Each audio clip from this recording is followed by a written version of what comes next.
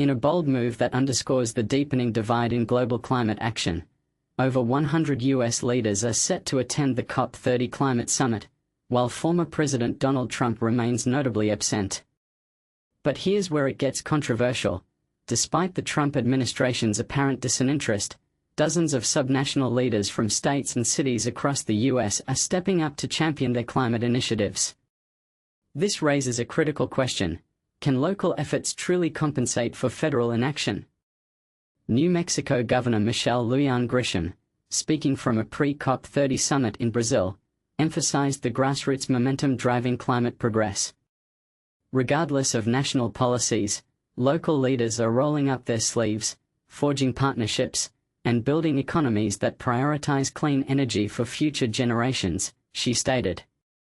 Grisham, alongside over 100 other state and local leaders, including Wisconsin Governor Tony Evers and Phoenix Mayor Kate Gallego, will represent a coalition that speaks for 2/3 of Americans, 3/4 of the nation's GDP, and over 50% of its greenhouse gas emissions.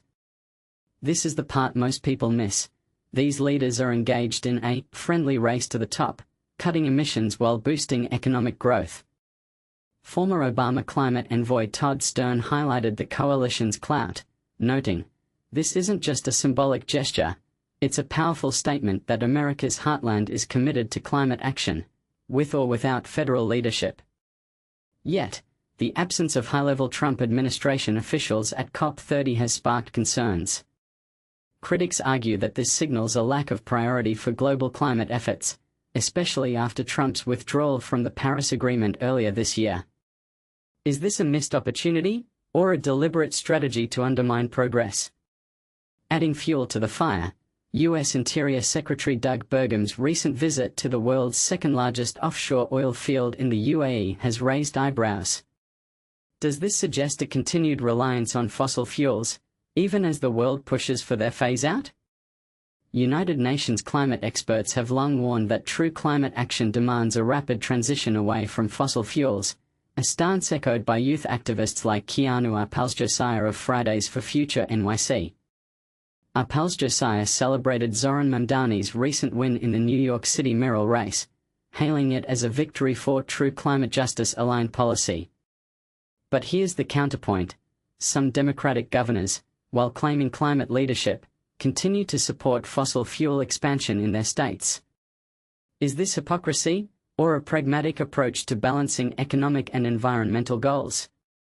As nations gather at COP30 to discuss the implementation of the 2015 Paris Agreement, the US's divided stance will undoubtedly be a focal point. While the Trump administration may attempt to intervene from the sidelines, Stern remains optimistic. The world is moving forward, with or without them. Countries are committed to this agreement, and they're not turning back. What do you think? Is local climate action enough to drive global change, or does federal leadership remain indispensable? Share your thoughts in the comments. This debate is far from over.